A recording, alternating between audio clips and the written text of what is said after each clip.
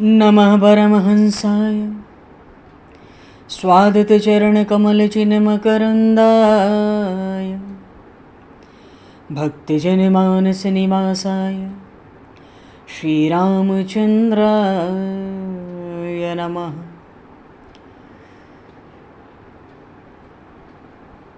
वंशीविभूषितकरान्नवनीरदाभात् पीताम्बरादरुणबिम्बफलाधरोष्ठात् पूर्णेन्दुसुन्दरमुखादरविन्दनेत्रात् कृष्णात् परं किमपि तत्त्वमहं न जाने।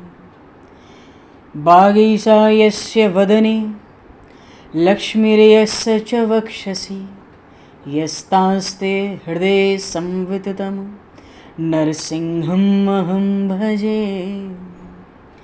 विश्वसर्गविसर्गादि नवलक्षणलक्षितं श्रीकृष्णाख्यं परमधाम जगद्धाम नमामि तत्। गङ्गातरङ्गरमणीयं जटाकलापं गौरीनिरन्तरविभूषितं वामभागं नारायणप्रियं अनङ्गमदापहारं वाराणसीपुरपतिं भज विश्वनाथम्।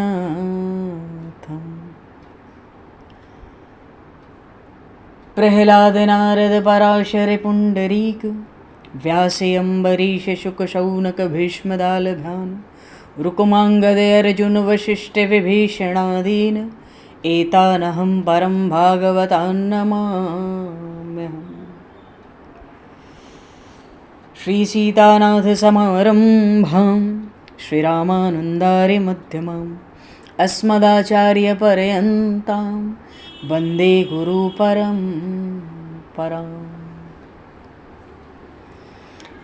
वाञ्छाकल्पतरुभ्यश्च कृपासिन्धुभ्य एव च पतितानां पावनेभ्यो वैष्णवेभ्यो नमो नमः। योगेन्द्राय नमस्तस्मै शुकाय ब्रह्मरूपिणे संसारसर्पदष्टमयो विष्णुरात्ममुच्यत। नारायणं नमस्कृत्य नरं चैव नरोत्तमं देवं सरस्वतं व्यासं ततो जयमुदीरये। गोविंद जय जय गोपाल जय जय गोविंद जय जय गोपाल जय गोविंद जय जय गोपाल जय जय गोविंद जय जय गोपाल जय श्री राधारमण हरि गोविंद जय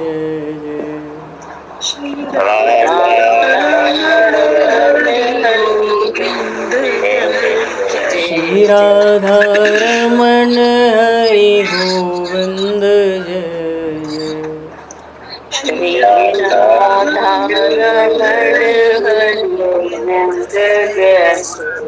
श्री राम जय जय ऋषिकेश जय जय श्री राम जय जय ऋषिकेश जय।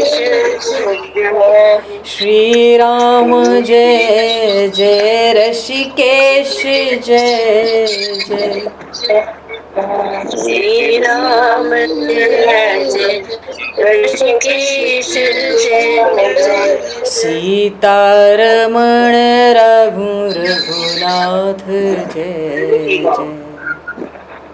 जय सीतारमण राम रघुनाथ जय जय।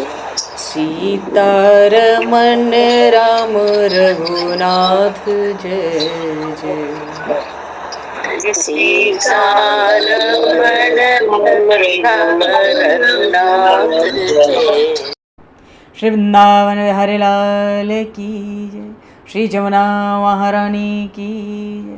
श्री गिरिराज महाराज की जय, श्री गिरिराज धरणे की जय, समस्त गौवंश की जय, 84 कोस ब्रजमंडल धाम की जय, श्री वेदव्यास जी महाराज की जय, श्री सुखदेव जी महाराज की जय, श्री शुत शौनक आदि ऋषियों की जय, श्री सद्गुरुदेव भगवान की जय, सब संतन की जय, सब भक्तन की जय, समस्त वैष्णवन की जय, समस्त पूर्वाचार्य चरणन की जय, समस्त संप्रदाचार्यन की जय, श्री सद्गुरुदेव भगवान की जय। गंगा मैया की जय, जमुना मैया की जय, सरयू मैया की जय, गौ माता की जय, तुलसी माता की जय, पृथ्वी माता की जय, काशी महारानी की जय। जय जय श्री सीताराम, जय जय श्री राधेश्याम। नमः पार्वती पते हर हर महादेव। हरिशरणम। अनंत कोटि ब्रह्मांड नायक सर्वेश्वर पूर्ण परात्पर ब्रह्म, असंख्य कल्याण गुणगणलय, भक्त वांछा कल्पतरु, शरणागत वत्सल, भक्त वत्सल, दीनबंधु, दया सिंधु, सच्चिदानंदमय श्री विग्रह भगवान श्री राधा माधव की महती कृपा करुणा से परम पावन 84 कोस ब्रजमंडल धाम के हृदय स्थल श्री धाम वृंदावन से महापुरुषों के परम अनुग्रह से आप सभी श्रद्धालु भक्त वैष्णवों की मंगल एवं पावन सन्निधि में मानव जीवन का सर्वोत्कृष्ट फल भगवत गुणगान, भगवत कथा, भगवत कीर्तन का आनंद हम सभी श्रीमद् भागवत महापुराण की आनंद कथा के माध्यम से प्राप्त करने जा रहे हैं।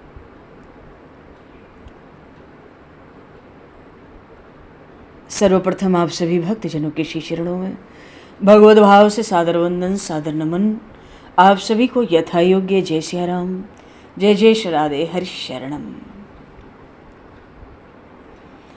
जय हो, जय जय श्री राधे, सभी को जय सिया राम, जय हो भगवान, जय हो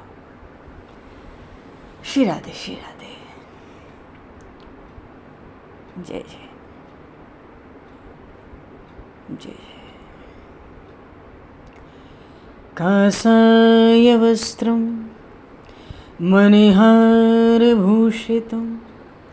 सिंहासनस्थं श्रितभक्तव्यापितम् अनाथनाथं करवीरवासनं श्रीकृष्ण गोविंद शरणं प्रपद्ये। श्रीकृष्ण गोविंद मनसा स्मरामि। भगवान श्री राम का चरित्र। भगवान श्री राम में समस्त सद्गुण एकत्र हुए। 24 अवतारों के समस्त सद्गुण एकत्र हुए हैं। भगवान श्री राम अत्यंत सरल हैं, बड़े संकोची। कल प्रसंग आया था कि रामायण जी का एक एक पात्र अलौकिक है। महाराज दशरथ जी जैसे पिता नहीं, माता कौशल्या जैसी कोई माता नहीं हुई, राम जी जैसा कोई पुत्र न हुआ है न होने का है। जगत जननी श्री जानकी जी, इनके समान कोई महान पतिव्रता भी नहीं हुई है। भरत लक्ष्मण से भाई नहीं हुए, न होने के। जाके हनुमान से पायक, हनुमान जी महाराज जैसे बलवान उनके सेवक भी है, विलक्षण। समस्त सद्गुणों को, समस्त बल को धारण करने वाले, समस्त ज्ञान के निधान श्री हनुमान जी महाराज की जय। तो रामायण का पाठ हो तो हनुमान जी महाराज को सुनाकर, एक ज्योत जलाकर सब पाप जल जाएगा।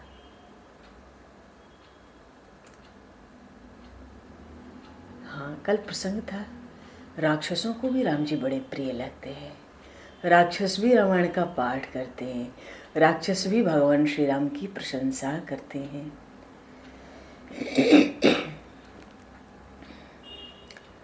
रामायण में राम जी के सौंदर्य पे राक्षस तो एकदम युद्ध ही नहीं करना चाहते। प्रभु का दर्शन करके राम जी राक्षसों को, शत्रुओं को भी बड़े प्यारे लगते। रावण भी राम जी की प्रशंसा करता है। कल बात आए थे लक्ष्मण जी का और इंद्रजित मेघनाथ का युद्ध चल रहा था। तो लक्ष्मण जी ने जब युद्ध किया तो लक्ष्मण जी ने उस इंद्रजित के पहले हाथ काटे थे, फिर उसका मस्तक काटा था। तो इंद्रजित का जो हाथ लक्ष्मण जी ने काटा था वो उसके घर के आंगन में गिरा था। तो उस समय वहां पर इंद्रजित की पत्नी, धर्म पत्नी सुलोचना अति सुंदर है, महान पतिव्रता है, मेघनाथ की पत्नी सुलोचना। उसने अपने पतिदेव का हाथ देखकर जैसे ही देखा रे उसकी आंखों से आंसू बरसने लगे। वो इंद्रजित मरने का थोड़ा ही था, महान पतिव्रता है सुलोचना। हाथ कटा हुआ देखा तो आंसुओं से बड़ी बड़ी धार रोने लगी। उसने उस इंद्रजित के हाथ को देखकर अपने आंगन में हाथ जोड़कर उस हाथ से कहा, मैंने किसी भी पुरुष का कभी स्मरण किया नहीं। वो तो श्री जानकी जी की तरह बोलती है, कहती है यदि मैंने किसी पुरुष का स्मरण न किया हो और मैंने सुयोग्य रूप से पातिव्रत धर्म का पालन किया हो तो ये हाथ मुझे लिखकर कह दे कि क्या हुआ है। सुलोचना कहती है। इंद्रजित का वो जो हाथ कट के गिरा उससे कहती है, अपने पातिव्रत धर्म को दांव पर लगाती है कि यदि मेरा पातिव्रत सच्चा है तो ये हाथ लिखकर बतावे कि क्या हुआ मेरे पति के साथ। उसका हाथ कट के कैसे आंगन में गिरा है। मैंने कभी किसी परपुरुष का स्मरण नहीं किया, पातिव्रत धर्म को कभी भंग नहीं होने दिया, तो वो हाथ लिखता है आंगन में। अरे शर्म, हाथ आंगन में लिखता है। क्या लिखता है? लक्ष्मण जी के हाथ से युद्ध करते हुए मेरा मरण हुआ है। लक्ष्मण जी के साथ युद्ध करते हुए मेरा मरण हुआ है, मैं तुम्हारी राह देख रहा हूं। वो मेघनाथ कह रहा है, इंद्रजित हाथ से लिखकर बता रहा है। इतनी महान पतिव्रता है सुलोचना, उसकी धर्म पत्नी। लक्ष्मण जी के साथ युद्ध करते हुए मेरा मरण हुआ है, मैं तुम्हारी राह देख रहा हूं, तुम तुरंत आ जाओ। उस हाथ ने लिखकर बताया। सुलोचना पढ़ती है और निश्चय कर लेती है, मेरे पतिदेव बुला रहे हैं, अब इस संसार में मुझे नहीं रहना है। सती धर्म का पालन करते हुए मैं अग्नि में प्रवेश करूंगी, ऐसा निश्चय किया है सुलोचना ने। तो अग्नि में प्रवेश करने से पहले, सती होने से पहले वो रावण के पास गई प्रणाम करने, वंदन करने। रावण का, अपने ससुर का वंदन करने आती है। अब उधर रावण की तो हालत खुद ऐसी है कि पुत्र के वियोग में रावण शोक मगन था। अरे महान वीर पुत्र की मृत्यु हुई है, उसको बड़ा दुख पहुंचा है। जब उसने ऐसी स्थिति में सुलोचना को देखा, पुत्र वधू को, तो उसकी आंखों में आंसू आ गए हैं, वो रोने लगा है दुख से।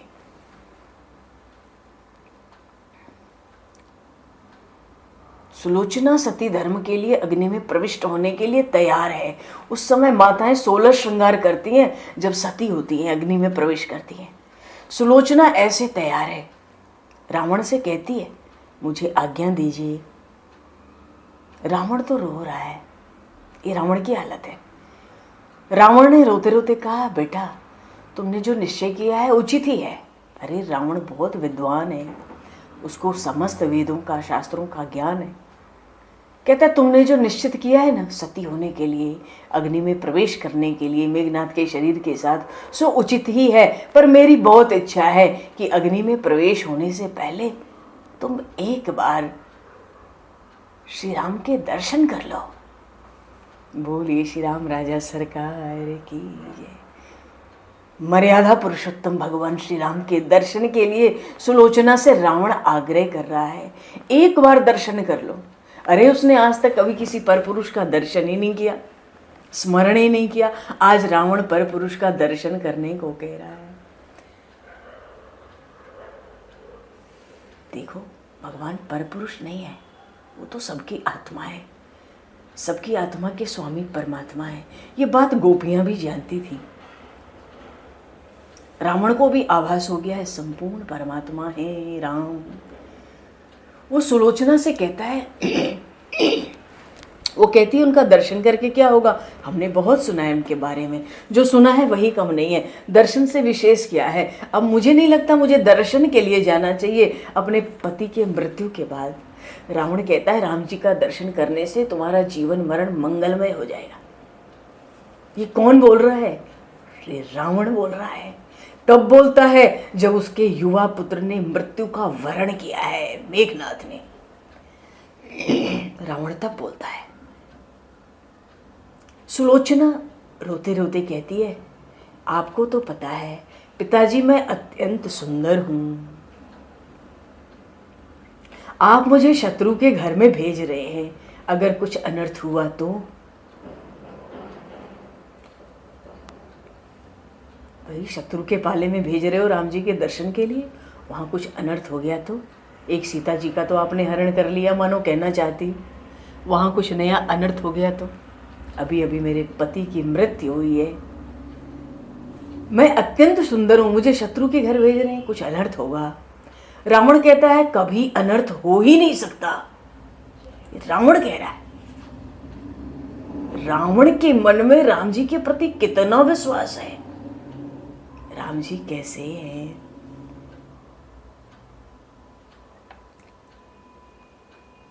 जरा शरण मेरे राम की, मेरा राम करुणा निधान, घट घट में वो ही रम रहा, वो ही विश्व का भगवान, जरा शरण मेरे राम की। रावण के मन में राम जी के प्रति कितना विश्वास है। सुलोचना से अपनी पुत्र वधू से कहता है तू अत्यंत सुंदर है, तो क्या वहां शत्रु के घर जाकर तेरा कभी अनर्थ हो ही नहीं सकता। अत्यंत सुंदर पुत्र वधू को राम जी के पास भेजते हुए रावण कहता है अरे तू चिंता मत कर, श्री राम तुझे माता के समान मान देंगे। वो पर स्त्री को कभी स्पर्श नहीं किए, दृष्टि नहीं डाली, तुझे माता के समान देंगे, तेरा सम्मान होगा। तू जा राम जी के दर्शन कर सती होने से पहले। और देख, अरे केवल राम जी थोड़ी है, वहां तो उनकी पूरी सेना है। आप विचार करिए पिताजी, अरे वहां जितेंद्रिय लक्ष्मण मंत्री जैसे हैं। 14 वर्ष वो सोया नहीं खाया नहीं, ऐसी सेवा करता है। उसने अपने भाभी के चरण से ऊपर कभी दर्शन ही नहीं किए 14 वर्षों में। वहां का मंत्री जितेंद्रिय लक्ष्मण है। श्री राम समस्त जगत की स्त्रियों में मातृभाव रखते। तू जा। अरे बड़े बड़े बानर हैं वहां, अरे वहां बाल ब्रह्मचारी श्री हनुमान जी महाराज विराजमान है, वहां राम दरबार में तुम पर अन्याय हो नहीं सकता, तू जा। सेवक तो बाल ब्रह्मचारी हनुमान जी महाराज जैसा है, वहां का मंत्री जितेंद्रिय लक्ष्मण जी है, और राम जी राजा है, तू जा, वहां अनर्थ नहीं होगा, तू जा। राम जी के दरबार में अन्याय हुआ ही नहीं। रावण राम दरबार में एक एक की प्रशंसा करता है। सुलोचना राम जी के पास जाती है। राम जी ने उसे बहुत मान दिया है, बहुत सम्मान दिया है। उसके आते ही सब खड़े हो गए हैं राम जी के पक्ष से। राम जी के खड़े होते ही सब खड़े हो गए। श्री राम सुलोचना की प्रशंसा करते हुए कहते हैं, अपने सेना में सबको परिचय देते हैं। सुलोचना की प्रशंसा करते हुए राम जी कहते हैं, देखो दर्शन करो, ये महान पतिव्रता नारी आ रही है, ये महान पतिव्रता है, ये मेघनाथ की पत्नी है सुलोचना। राम जी सबसे कहते हैं, ये इंद्रजित और लक्ष्मण का युद्ध नहीं था, ये तो दो पतिव्रता स्त्रियों का युद्ध था। लक्ष्मण की धर्म पत्नी उर्मिला अयोध्या में पातिव्रत धर्म का यथोचित रूप से पालन करती है, और यहां सुलोचना महान पतिव्रता है। सुग्रीव जी को इस अवसर पर शंका हुई, क्या बहुत प्रशंसा कर रहे हैं, आप कहते हैं महान पतिव्रता है, अगर ये इतनी पतिव्रता है तो इसका पति मरा कैसे? पतिव्रता का तो पति मर ही नहीं सकता, अगर वो न चाहे तो। वो अपनी पत्नी के पातिव्रत धर्म के बल पर इतना अन्याय दुराचार करके भी जीता है। ये इतनी महान पतिव्रता है तो इसका पति मरा कैसे, मेघनाथ की मृत्यु हुई कैसे? देखो, पत्नी के पुण्य से पति का आयुष्य बढ़ता है। अगर पत्नी पुण्य करे तो पति की आयु बढ़ती है। पत्नी के पुण्य से पति सुखी होता है। पत्नी के पास पुण्य ज्यादा होगा तो पति सुखी होगा। पत्नी के भाग्य से घर में लक्ष्मी आती है। इंद्रजित का मरण क्यों हुआ? भगवान श्री राम कहते हैं, सुलोचना के पति को काल भी नहीं मार सकता था, मेघनाथ को काल भी नहीं मार सकता था। ये तो उर्मिला और सुलोचना का युद्ध था। उर्मिला का बल बढ़ गया और सुलोचना का बल कम हुआ, इसलिए लक्ष्मण की जीत हुई और मेघनाथ की हार। मेघनाथ की हार के साथ ही अनायास इस महान पतिव्रता सुलोचना की भी हार हुई है उर्मिला के आगे। इसका एक ही कारण है, सुलोचना का जो पति था पर स्त्री में काम भाव रखने वाले रावण के पक्ष में था। सुलोचना के पति ने किसके पक्ष से युद्ध किया? रावण के। रावण पर स्त्री में काम भाव रखने वाला है, और उर्मिला के पति लक्ष्मण जी पर स्त्री में मातृभाव रखने वाले राम जी के पक्ष से युद्ध करते हैं। बस यहीं पर उर्मिला जीत गई और सुलोचना हार गई है। लक्ष्मण जी युद्ध करते हैं राम जी के साथ जो पर स्त्री में मातृभाव रखते हैं, और मेघनाथ युद्ध कर रहा था पर स्त्री में काम भाव रखने वाले रावण के साथ। बस उर्मिला जीत गई, सुलोचना हार गई। इंद्रजित का मस्तक सुलोचना को दिया गया है। पतिदेव का मस्तक देखकर सुलोचना रोने लगी। रामचंद्र जी व्याकुल हो गए। कहते हैं, सुलोचना से, बेटा तुम रो मत, तुम रो रही हो, मुझे बहुत दुख हो रहा है। तुम रोना नहीं, तुम मेरी पुत्री के समान हो।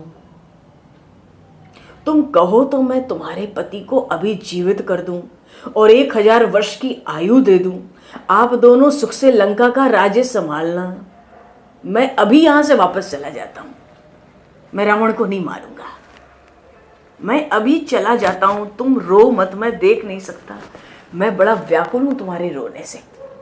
बताओ मैं तुम्हारे लिए क्या करूं। बाली भी मर रहा था तो भगवान ने, अचल करहूं तन राखो प्राणा, बाली कहा सुन कृपा न दाना। अब का है बात का। भगवान श्री राम कहते, तुम्हारा रोना मुझसे सहन नहीं होता। सुलोचना को आश्चर्य हुआ, क्या लोग राम जी की बहुत कम प्रशंसा करते हैं। सुलोचना ने हाथ जोड़कर राम जी से कहा, आप इनको जीवित भी कर देंगे तो कदाचित ये हमको लाह न दें। क्यों? महान वीर थे, वीर गति को युद्ध में प्राप्त हो गए। अब जीवित हो जाएं तो शायद ऐसा ही कहें कि तुमने क्या किया, क्यों किया। अब तो अच्छा यही है कि मैं उनके पीछे पीछे जाऊं। मेरे पतिदेव मुझे बुला रहे हैं। राम जी को वंदन करके, प्रणाम करके सुलोचना ने अग्नि में प्रवेश किया। राक्षसों को भी श्री राम प्रिय लगते हैं। भाव यही है कि राक्षस भी राम जी की प्रशंसा करते हैं, राक्षस भी रामायण जी का पाठ करते हैं। और रामायण के प्रधान आचार्य तो भगवान शंकर है ना। रामायण ग्रंथ में जैसे भागवत में 18,000 श्लोक हैं, रामायण ग्रंथ में 1 करोड़ श्लोक हैं।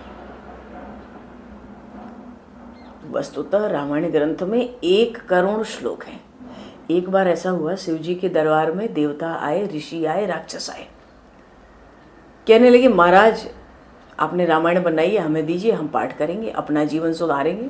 100 करोड़ श्लोक वाला रामायण अब 3 लोगों में बांटना था, देवता, ऋषि, राक्षस।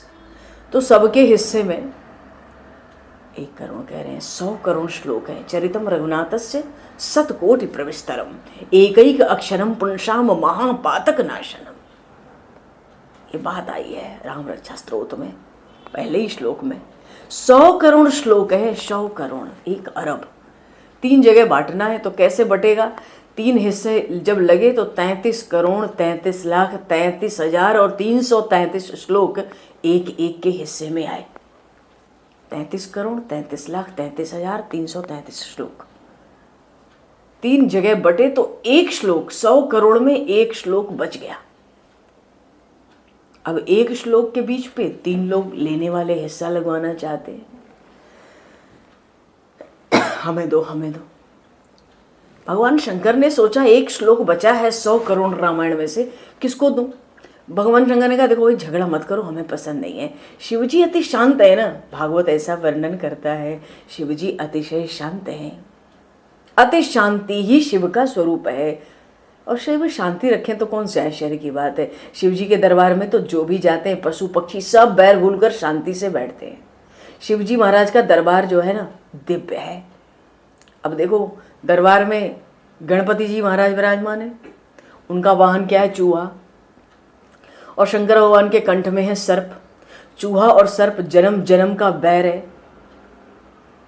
चूहा देख ले तो सर्प दौड़कर उसको पकड़कर मार डालता है, पर शंकर भगवान के दरबार में आने के बाद सर्प बैर भूल जाता है। वो हिंसा ही नहीं करता, वो चूहे के साथ प्रेम से खेलता है। गले में सर्प है, गणेश जी चूहे पे बैठे खेल रहे दोनों। माता पार्वती का वाहन सिंह है। आदि शक्ति जगदम्बा सिंह वाहिनी है। भारत में 51 सिद्ध पीठ है। काशी में विशालाक्षी है ना, कोचीन में कामाक्षी, मदुरा में मीनाक्षी, ऐसे कहने का। तो इनको सिंह बड़ा प्रिय है, आदिशक्ति जगदम्बा को।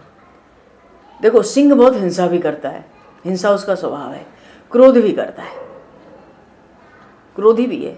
पर सिंह में एक बहुत बड़ा सद्गुण है। क्या है? सिंह वर्ष में एक बार काम सुख भोगता है, 359 दिन तक संयम रखता है, वर्ष में एक बार काम सुख भोगता है। सिंह तो संयम की मूर्ति है, आदिशक्ति जगदम्बा सिंह पर विराजमान है, इसके इस गुण पर प्रसन्न है, सिंह पर बैठती है। और भगवान शंकर का वाहन है नंदिकेश्वर। अब देखो सिंह और बैल का बैर जो है जन्म जन्म सिद्ध है। सिंह बैल को कभी छोड़ नहीं सकता। भगवान शिव तो नंदिकेश्वर पे, माता पार्वती सिंह पर है। दरबार में शिवजी का दरबार, शिवजी इतने शांत हैं, वहां उस दरबार में आके सिंह भी बैर भूल जाता है, सर्प भी बैर भूल जाता है। भगवान नारायण का दरबार देख लो, वहां भी सब शत्रु इकट्ठा है। आदिनारायण परमात्मा का वाहन है गरुण। गरुण जी सब सर्पों को खा लेते हैं और भगवान की शेष सैया है, शेष सैया करने के लिए शेष नाग पर शयन करते हैं, वाहन है गरुण। गरुण और सर्प का जन्म सिद्ध बैर है। पुराणों में कथा आई ना, गरुण जी और गरुण की माता विनीता को सर्पों की माता ने, सर्पों ने बड़ा कष्ट दिया था। लेकिन भगवान नारायण के सामने आते ही अपना बैर भूल जाते हैं। अच्छा, एक श्लोक रामायण का बचा है, झगड़ा हो रहा है। शंकर भगवान ने कहा झगड़ा मत कीजिए, आप तीनों को बांट दूंगा, एक ही श्लोक बांट दूंगा। कैसे? एक श्लोक में 4 चरण होते हैं, हर चरण में 8 अक्षर होते हैं, 8 चौक के 32। एक श्लोक में कितने अक्षर हो गए? अक्षर, शब्द नहीं, 32 अक्षर। अब 3 लोग थे तो 10-10 अक्षर बांट दिए शिव जी ने। 32 अक्षर थे एक श्लोक में तो 10-10 बांट दिए, 30। कितना अक्षर बचा? 2। फिर लड़ने लगे, अब 2 बचा, 2 अक्षर और 3 लड़ रहे हैं, हमें दो, हमें चाहिए, हमें। शिव जी ने कहा इतना बांटा हूं, कुछ हमें भी तो मिलना चाहिए। तब से बांट ही रहा हूँ सबको। हाँ ठीक है, 2 अक्षर आप ले लो, अंत के वो 2 अक्षर क्या थे? राम। बोलिए श्री राम राजा सरकार की। राम तुम्हारा नाम सुखों का सार हुआ, राम तुम्हारा नाम सुखों का सार हुआ। सर्व वेदों का सार है राम नाम, सर्व वेदों का सार राम नाम में है। शंकर भगवान कहते ये तो मेरे कंठ में ही रहेंगे, 2 अक्षर राम। राम नाम अति मधुर है, अति श्रेष्ठ है। राम नाम की महिमा का कितना वर्णन कहाँ कहाँ नहीं हुआ, उसको क्या कहना सुनना है।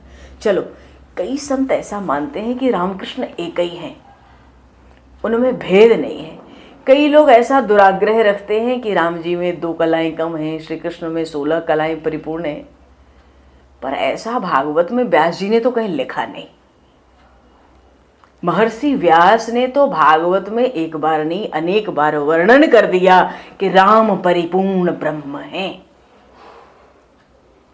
जो ये कहता है कि राम जी में 2 कलाएं कम हैं, बड़ा साहसी है वो,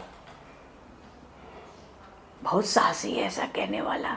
अजी श्री राम परिपूर्ण ब्रह्म परमात्मा है, श्री राम श्री कृष्ण एक ही हैं। तभी तो संतों ने कहा नाम में राम नाम अत्यंत मधुर है और लीला में श्री कृष्ण लीला अत्यंत मधुर है। श्री कृष्ण लीला सबको आनंद देने वाली है। चलो, भगवान शंकर ने राम नाम कंठ में रख लिया। देखो, भगवान शंकर शमशान में विराजते हैं। बोलिए श्री शंकर भगवान की। शमशान में विराजते हैं। विष पीने का प्रसंग आता है, सामने भूत प्रेत नाचते हैं। शिव जी की शांति जरा भी भंग नहीं होती, वे बड़े आनंद से बड़े शांति में हैं। सारा दिन राम नाम कंठ में रखते हैं, इस कारण विष भी अमृत बन जाता है। देखो, हम सबको जीवन में कभी न कभी तो विष पीने का अवसर आता ही है, जिससे बहुत आशा करेंगे ये मेरा काम करेगा, मदद करेगा, अच्छा बोलेगा। वही साधारण सी बात पे शत्रु बन जाता है, तो विष जैसा लगता ही है। देख भैया, संसार में जो भी आया कभी न कभी एक आध बार तो विष पीना ही पड़ता है। घर में सब अनुकूल रहे तो ठीक है, कोई विशेष विरोध कर दे तो विष जैसा मालूम पड़ता है। प्रतिकूल परिस्थिति ही जीवन का विष है, दुख ही विष है। तो शिवजी महाराज तो मानो यही शिक्षा देते हैं कि जब दुख पीने का अवसर आवे, विष पीने का अवसर आवे दुख में, तो राम नाम का अमृत पान करो, राम नाम प्रेम से जपो, विष भी अमृत हो जाएगा। बोलिए श्री शंकर भगवान की जय। राम नाम में ऐसी शक्ति है, विष जैसे दुख का असर ही नहीं होता। अरे 15-20 मिनट प्रेम से बोलने लगो तो तालू से अमृत प्रकट होने लगता है। 15-20 मिनट भी राम नाम का जप हो जाए तो अमृत मिलने लगता है। राम नाम अमृत से भी मधुर है। रामायण सब वेदों का सार है।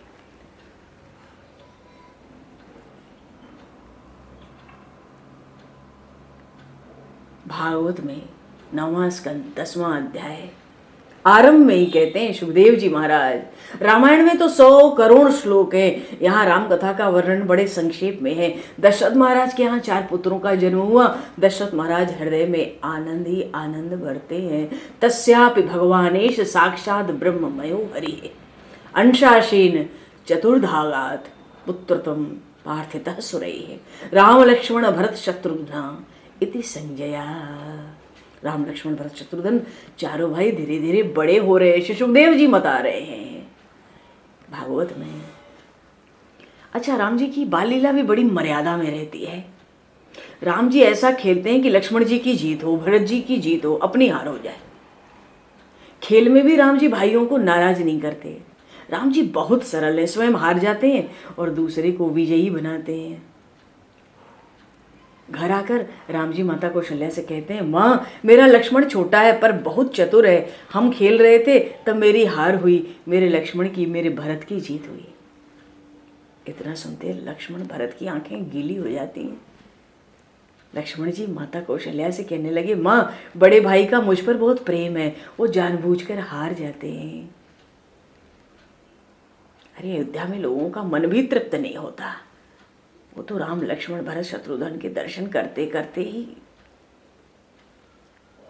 राम जी से कहते हैं, अयोध्यावासी आप मेरे घर पधारो। एक अयोध्यावासी ने कहा राम जी से, आप हमारे घर पधारो, हमारी बहुत इच्छा है। तो रामचंद्र जी कहते हैं, मैं स्वतंत्र नहीं हूँ, मैं अपने माता पिता के अधीन हूँ, आज्ञा में हूँ। आप कौशल्या माता से पूछिए, मेरी माता आज्ञा दे तो मैं आपके घर आ सकूंगा। लोग कौशल्या माता को वंदन करते हैं और मनाते हैं, माता आप कहेंगी तो राम जी हमारे घर पधारेंगे, उन्होंने कहा है। कौशल्या जी आज्ञा देती हैं तो रामचंद्र जी जाते हैं। अच्छा, जिसके घर जाते हैं ना वहाँ भी शांति से बैठे रहते हैं, क्योंकि राम जी बहुत सरल हैं, एकदम शांत। भैया पर बालकृष्ण लाल सरल नहीं है। अगर वो किसी के घर चले गए ना, हाँ, एक ही परमात्मा का तत्व है, एक ही परमात्मा है। बालकृष्ण रूप से आए तो सरल नहीं है, अब मर्यादा में नहीं रहेंगे, बहुत रह लिया, ये संसार कम त्रस्त नहीं करता, अब तो नटखट बने रहेंगे, बड़े होकर भी राजनीति करेंगे, अब धर्मनीति नहीं करेंगे। अच्छा प्रभु, एक प्रसंग स्मरण हुआ। देखो बालकृष्ण तो कभी ये कहते नहीं कि मेरी माता यशोदा से पूछो, आज्ञा देगी तब आपके घर आऊंगा। कन्हैया तो कहता है मुझे आज्ञा देगा कौन, मैं ही घर का मालिक हूं, और मैं अकेला भी नहीं आता हूं, सबको इकट्ठा करके जाता हूं। मैं मालिक हूं, क्या माता क्या पिता, छोड़ो, हमें जाना है, हम तय करेंगे कहाँ जाना है, क्या करना है, किसके घर में। बोलिए श्री बालकृष्ण लाल की। एक गोपी बहुत दिन से भगवान की उसकी इच्छा थी कि कन्हैया हमारे घर आवे, हमारे घर भी कन्हैया कभी माखन चुरावे। सोचती थी कन्हैया सबके घर जाता है, मेरे घर नहीं आता, मेरे कुछ पाप होंगे। उसको न दिन में भूख लगती न रात को नींद आती, बस यही रहती, निरंतर श्री कृष्ण स्मरण में रहती, कन्हैया कभी हमारे घर आवे। गोपी का बड़ा भाव है। इस कारण एक बार लाला ने, बालकृष्ण लाल ने विनोद किया, हंसी मस्खरी की गोपी के साथ। कैसे की? अब देखो कहाँ तो राम जी किसी के घर जाते हैं तो माँ आज्ञा दे जब जाएं, राम जी को बुलाना है तो कौशल्या माता से आज्ञा लो, जाएंगे तो चुपचाप शांति से बैठे रहेंगे। ठाकुर जी ने इधर विनोद किया। अब देखो एक ही राम जी, एक ही श्री कृष्ण जी, दोनों को एक ही समझो तो कितना रस आता है। मर्यादा का पोशाक पहना तो क्या आचरण करके दिखाया, क्या आदर्श रखा, और लीला करने आए तो ये वही हैं। अरे वही हैं, वही हैं बिल्कुल। गोपी जमुना जी में पानी लेने गई थी, अपने जल का मटका में जल भरने गई थी, तब बालकृष्ण लाल उसके घर में घुस गए, प्रवेश कर गए। वो तो प्रवेश, राम जी कहेंगे हम प्रवेश कर रहे हैं, वो कहेंगे हम घुस गए। चलो सिर पर पानी का घड़ा ले। अच्छा घर में तो घुसे तो क्या करेंगे, घर में घुस के माखन की मटकी उतार ली, धीरे धीरे माखन खाने लगे।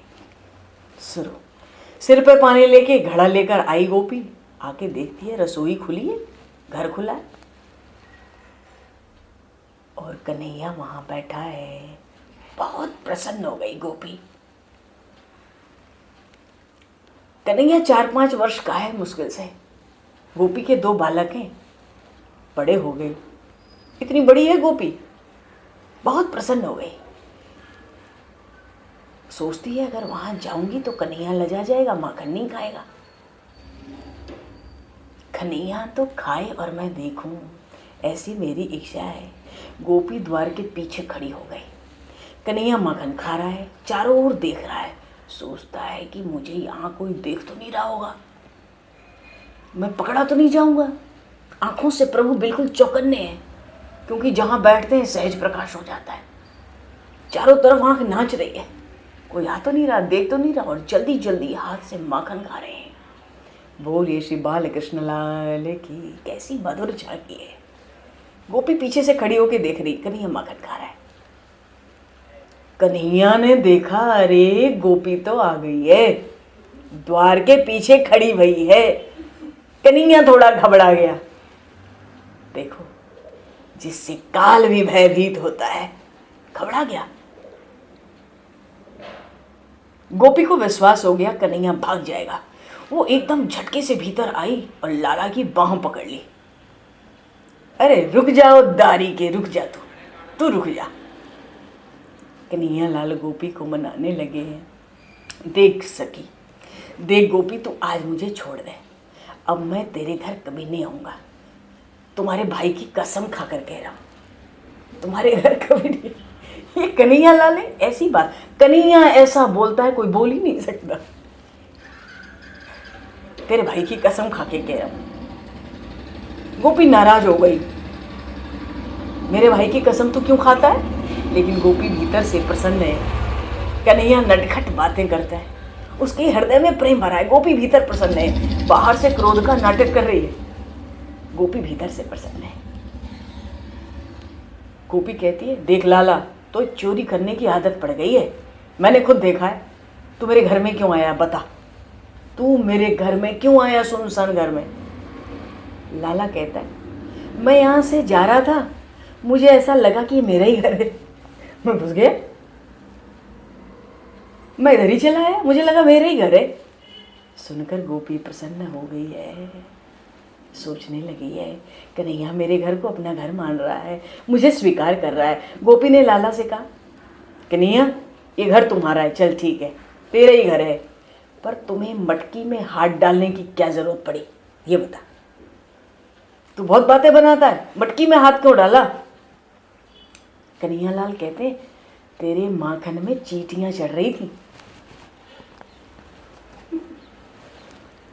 तेरे माखन में चींटियां चढ़ रही थी, उनको निकालने के लिए मैंने हाथ डाल दिया।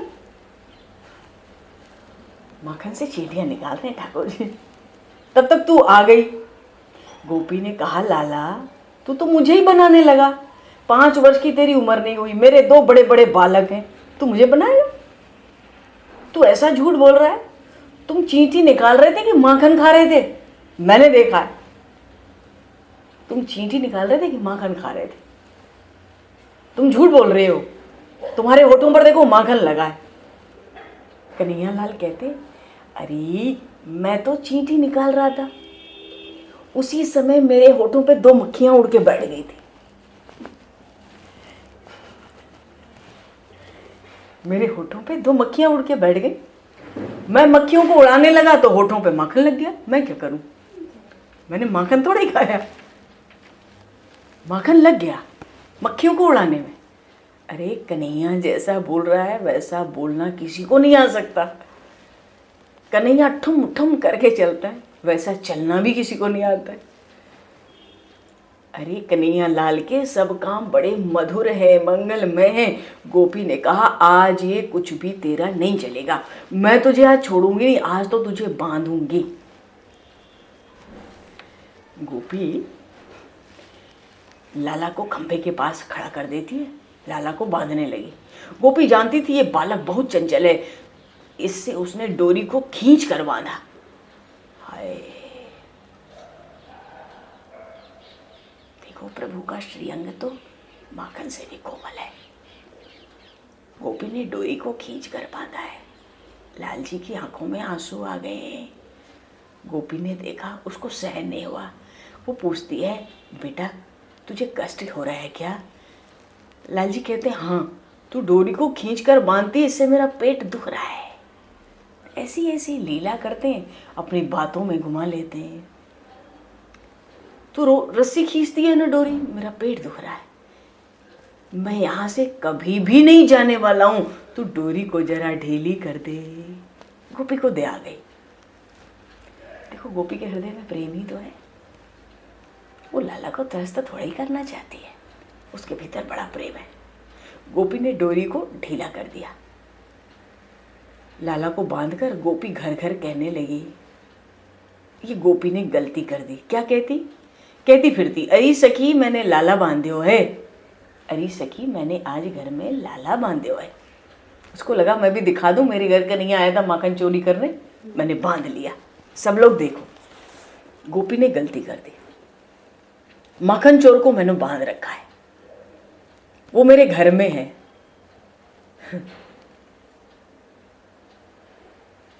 देखो प्रेम और भक्ति तो भीतर ही अच्छे लगते हैं,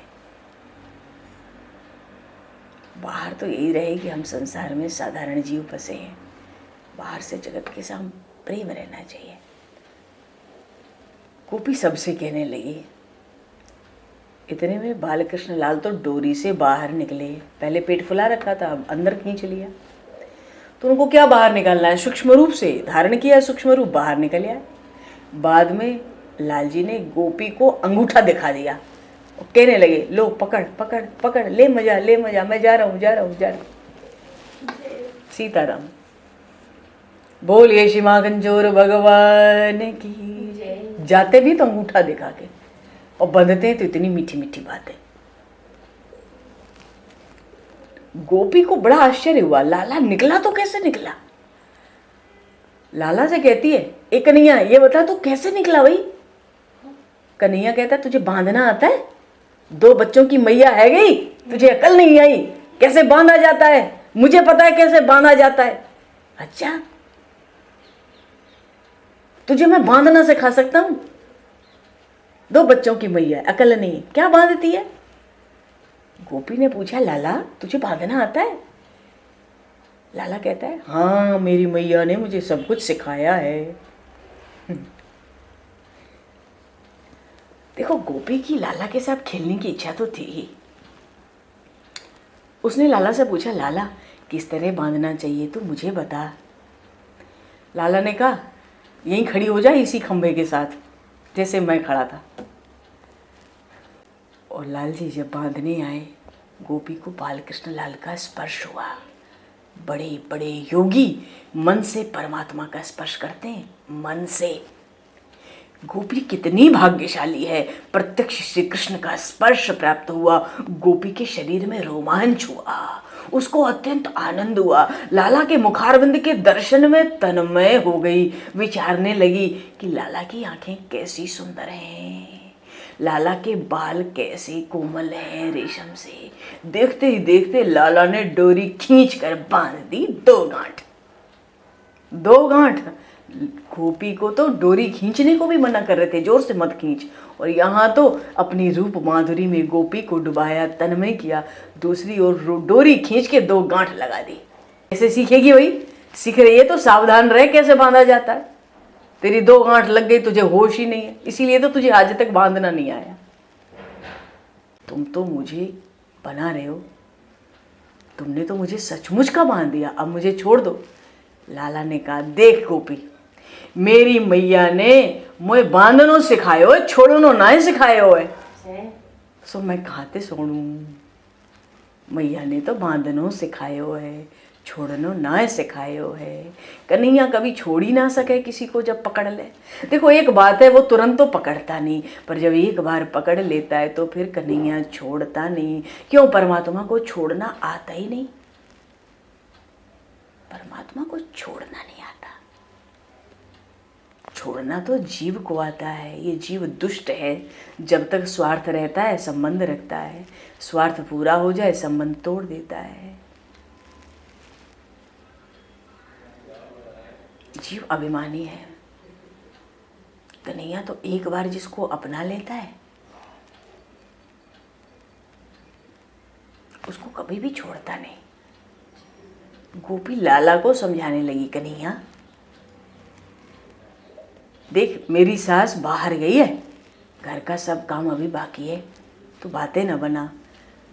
मेरी सास घर आएगी ना, मुझे बहुत बात सुननी पड़ेगी, सारा काम बचा है,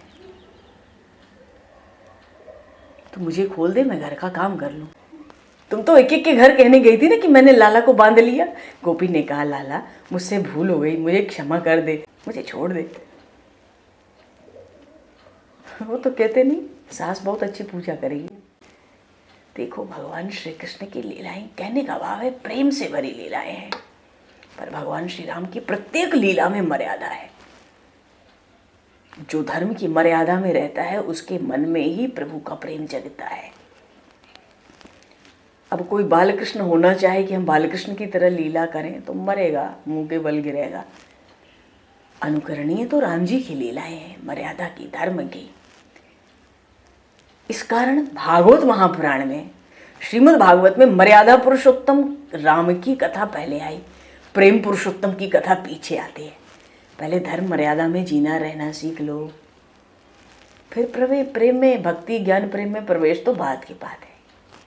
चलो, इधर तो रामचंद्र जी धीरे धीरे बड़े हो रहे हैं। अब सुखदेव जी कह रहे हैं, भागवत में सुखदेव जी कह रहे हैं परीक्षित जी से धीरे धीरे रामचंद्र जी बड़े हो रहे हैं। रामचंद्र जी 15-16 वर्ष के हुए तब उनको गुरु वशिष्ठ ने योग वासिष्ठ का उपदेश दिया। इसमें वैराग्य ही भरा है, एक बार नहीं 10 बार पढ़ने की बात है। अगर वैराग्य का प्रचार हो जाए तो जगत के झगड़ों का अंत हो जाए, क्योंकि संसार में सच्चा सुख है ही नहीं, वो तो परमात्मा में। जो समझ जाएगा वो झगड़ा ही क्यों करे, एक तरफ किनारे लग जाएगा। राम जी तो मन से राजमहल में रहते हैं पर भीतर वैराग्य है। अच्छा, गीता जी में पहला अध्याय है अर्जुन विषाद योग। अर्जुन को वैराग्य नहीं है, राम जी को राजमहल में वैराग्य है। गीता जी में भगवान ने अर्जुन जी को ब्रह्मज्ञान का उपदेश दिया, फिर कहा कि तुम युद्ध करो, निष्काम होकर युद्ध करो, कर्तव्य पूरा करो निष्काम भाव से। राम जी को तो राजमहल में ही वैराग्य है, ब्रह्मज्ञान का क्या उपदेश देना है। राम जी राजमहल में भी शांत बैठते हैं। वशिष्ठ जी समझाते हैं इतने शांत मत रहो रामभद्रजू, राजमहल छोड़ के कभी जंगल जाओगे ना तो वहां भी कुटिया करने की जरूरत पड़ेगी। सारे कपड़े फेंक भी दोगे ना वैराग्य में तो भी लंगोट की जरूरत तो पड़ेगी। प्रारब्ध के अनुसार जो ज्ञानी है वो सुख दुख को भोग लेता है। ज्ञान में भक्ति में कोई विघ्न नहीं आता, विघ्न लाता है ममता। अगर हम अपनी ममता परमात्मा में रखें तो कोई विघ्न नहीं है। चलो, वशिष्ठ जी तरह तरह से दृष्टांत देके रामचंद्र जी को समझाते हैं, अपने कर्तव्य का पालन करो, ममता भगवान में। तुलसी ममता रामसो समता सब संसार। अब ममता अगर घर परिवार शरीर में हो तो दुख मिलना ही है, आज चाहे जितने सुखी हो अंत तो दुख में डूब कर होगा। भगवान मेरे, मैं परमात्मा का अंश हूँ, प्रभु के चरणों में जाने वाला हूँ। इस तरह से भगवान में ममता रखें और कर्तव्य पालन करें। प्रारब्ध को तो भोग कर ही नष्ट करना पड़ता है, इसलिए प्रारब्ध भोगते समय भी हम सावधान रहें। सावधान रहने का अर्थ है कोई नया प्रारब्ध ना बनावे। अगर हमने किसी से बैर कर लिया तो नया प्रारब्ध बनना शुरू हो गया है। किसी के साथ विशेष प्रेम कर लिया तो नया प्रारब्ध बनना शुरू हो गया है। इसलिए ज्ञानी जो होते हैं ना, ज्ञानी योगी बड़े सावधान रहते हैं।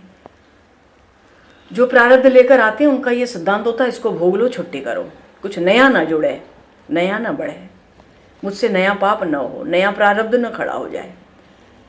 तो ममता परमात्मा में रखकर कर्तव्य पूर्ण करना। वशिष्ठ जी उपदेश देते राम जी को।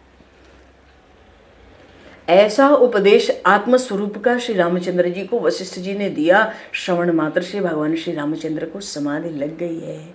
वशिष्ठ जी समाधि से रामचंद्र जी को जागृत करते हैं, कहते हैं रामभद्र जी अपना अवतार कार्य पूर्ण कीजिए, आपको राक्षसों का विनाश करना है।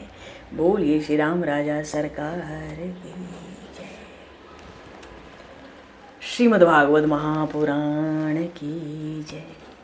श्री सुखदेव जी महाराज की जय। सब संतन की जय, सब भक्तन की जय। सद्गुरुदेव भगवान की जय।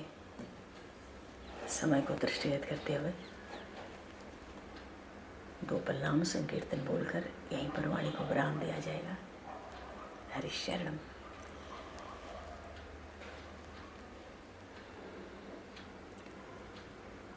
जय सिया राम, जय जय सिया राम।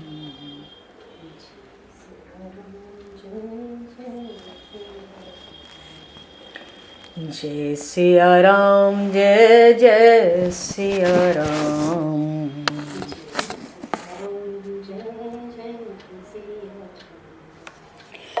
जय सिया राम, जय जय सिया राम।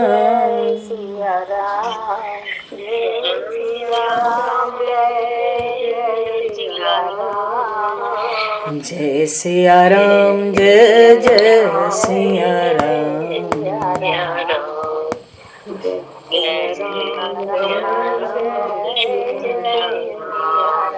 कृपा करे अपना लो राम,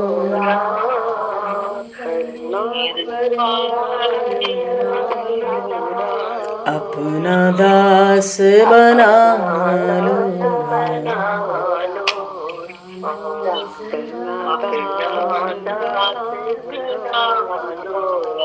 छोड़ के सारे जगत के काम,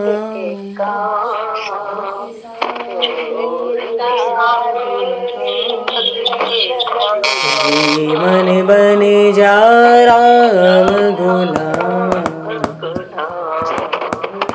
प्रेम से जय सिया राम जय जय सिया राम।